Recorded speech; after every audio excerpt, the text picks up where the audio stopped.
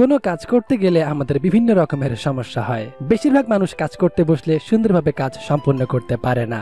বিভিন্ন কারণবশত আমাদের কাজে মন বসে না। লাইক কাজ করতে বসলে বিভিন্ন জিনিস মনে পড়ে, কাজের সময় বেশি লাগে, বা কাজ করতে বসলে সেটা ঠিকভাবে করা হয় না। তাই এরকম সমস্যার কারণে কাজের ফলাফলও ভালো আসে না। এই সমস্যায় অনেকেই ভোগেন এবং ফরেক্স ট্রেডাররাও এই সমস্যার সম্মুখীন হয়। তাই এই বিষয় নিয়ে আমরা আজকে আলোচনা করব।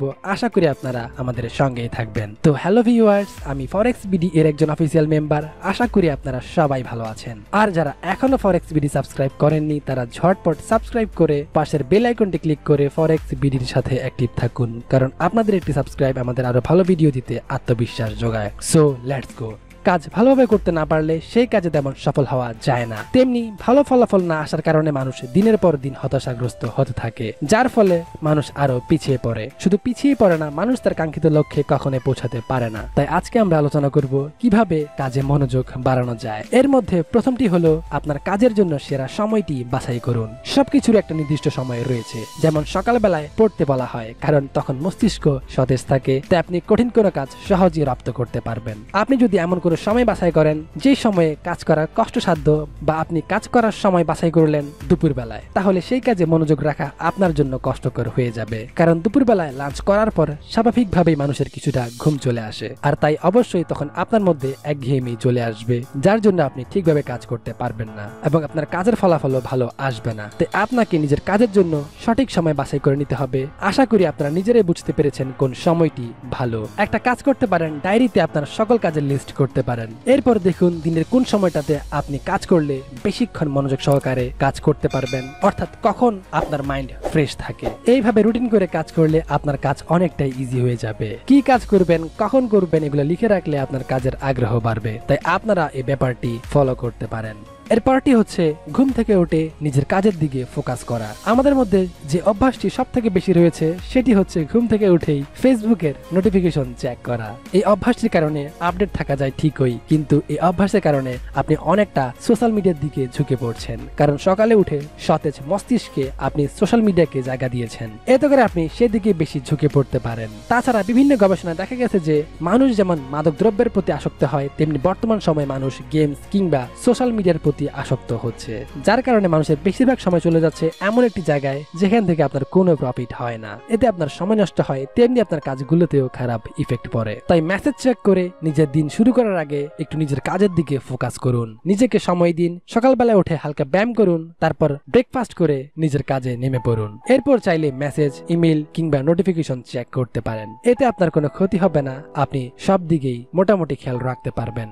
এরপর হচ্ছে কাজের সময় মোবাইলের নোটিফিকেশন অফ রাখুন। অনেক সময় দেখা যায় কাজ করার ক্ষেত্রে সব থেকে বড় বাধা হলো সোশ্যাল মিডিয়া। নোটিফিকেশনের কারণে বারবার মোবাইল চেক করতে হয়। ফোনের স্ক্রিনে ডুবে থাকা এখন একটি বড় সমস্যা। একবার নোটিফিকেশন চেক করতে গিয়ে ঘন্টার পর ঘন্টা ফেসবুকেই চলে যায়। সারাদিন ফেসবুকে বা সোশ্যাল মিডিয়াতে ডুবে থাকা মানুষের সংখ্যাও কম নয়। আমরা নোটিফিকেশন চেক করতে গিয়ে তাই অনেক সময় কাটিয়ে দেই বিভিন্ন সোশ্যাল মিডিয়াতে। ধরুন আপনি একটি কাজ করতে বসলেন, এমন সময় একটি নোটিফিকেশন আসলো, আপনি সেটি দেখতে গেলেন, তারপর সেটাকে কমেন্ট করে বা রিপ্লাই করতে গিয়ে সময় নষ্ট করলেন। সেই ক্ষেত্রে আপনি আপনার কাজের জন্য বরাদ্দ রাখা সময়টিকে আপনি সোশ্যাল মিডিয়াকে দিয়ে দিচ্ছেন। অনেকে আরো বেশি সময় নষ্ট করে থাকে সোশ্যাল মিডিয়াতে। এতে করে নিজের কাজ ঠিকভাবে করা যায় না, আর এভাবেই সময় নষ্ট হয়। সোশ্যাল মিডিয়াকে অ্যাভয়েড করা হয়তো আপনার পক্ষে কঠিন হয়ে যাবে, কারণ অভ্যাস হয়ে যাওয়া জিনিসগুলোকে অ্যাভয়েড করা কঠিন। কিন্তু আপনি যদি মোবাইল থেকে কিছুটা দূরে থাকেন বা সাইলেন্ট রাখেন, এতে করে আপনার আস্তে আস্তে অভ্যাস পরিবর্তন হবে। তাই যতটা সম্ভব চেষ্টা করুন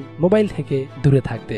তারপর হচ্ছে একসাথে অনেকগুলো কাজ করা থেকে বিরত থাকুন। মানুষ একটি মন দিয়ে অনেক দিকে খেয়াল রাখতে পারে না, আর যদি পারে তাহলে অতটা ভালো ফল আসে না। আপনি গান শুনতে শুনতে কাজ করতে পারবেন, কিন্তু একটি কাজ করতে করতে অন্য একটি কাজ করতে পারবেন না। বা আপনি যদি একটি কাজ শেষ না করে ঘন ঘন কাজ পরিবর্তন করেন, অর্থাৎ কিছুক্ষণ এটি করলেন আবার কিছুক্ষণ অন্যটি করলেন, এতে আপনার কাজে ভালো ফলাফল আসবে না। তাছাড়া কাজ শেষ করতে আপনার সময়ও বেশি লাগবে, কারণ আপনি যে কাজটি করছেন বেশ কিছুক্ষণ সময় ধরে আপনার মাইন্ড সেটাতেই সেট হয়ে গেছে। যাচ্ছে, হুট করে তা পরিবর্তন করলে আপনার মাইন্ড পরিবর্তন হতে সময় লাগবে, এতে আপনার কাজের প্রোডাক্টিভিটি কমে যাবে। তাই চেষ্টা করুন যে কাজটি ধরেছেন সেই কাজটি শেষ করে আসতে।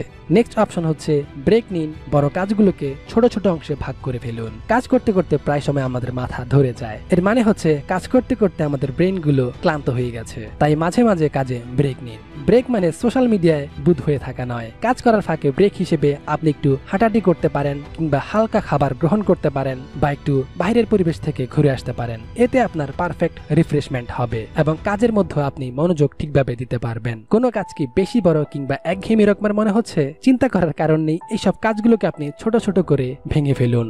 এতে আপনার কাছে সেই কাজটি সহজ হয়ে যাবে এবং আপনার মধ্যে থেকে সেই একঘেয়েমি চলে যাবে, সেই সাথে কাজও আপনার মন বসবে। তাছাড়া নিজের রিফ্রেশমেন্ট করলে আপনি মানসিকভাবেও এগিয়ে থাকবেন।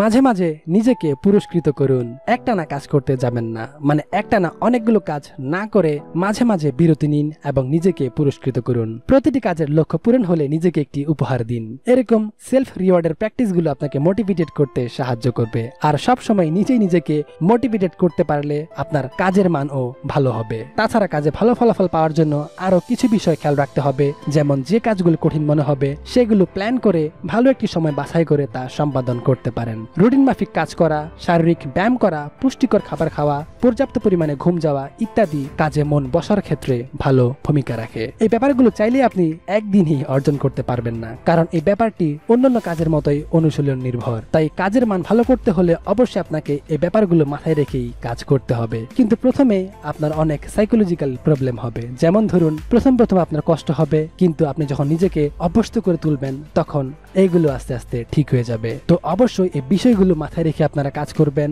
এতে আপনার কাজের মান ভালো হবে এবং আপনি সহজেই কাজে মনোযোগ বসাতে পারবেন। যেমন ধরুন, আপনি পর্যাপ্ত পরিমাণে ঘুম গেলেন না, অর্ঘুমা নিয়ে আপনি কাজ করতে বসলেন, তখন আপনার কি হবে? তখন আপনার ঘুম আসবে, এটাই স্বাভাবিক। তাই আমরা যে বিষয়গুলো আলোচনা করেছি সেই বিষয়গুলো অবশ্যই মাথায় রাখবেন। তো ভিউয়ার্স, এই ছিল আজকের ভিডিও। আশা করি আপনারা বুঝতে পেরেছেন আজকের ভিডিওটি। তাই আশা করব আপনারা এই বিষয়গুলো মাথায় রেখে কাজ করতে পারবেন।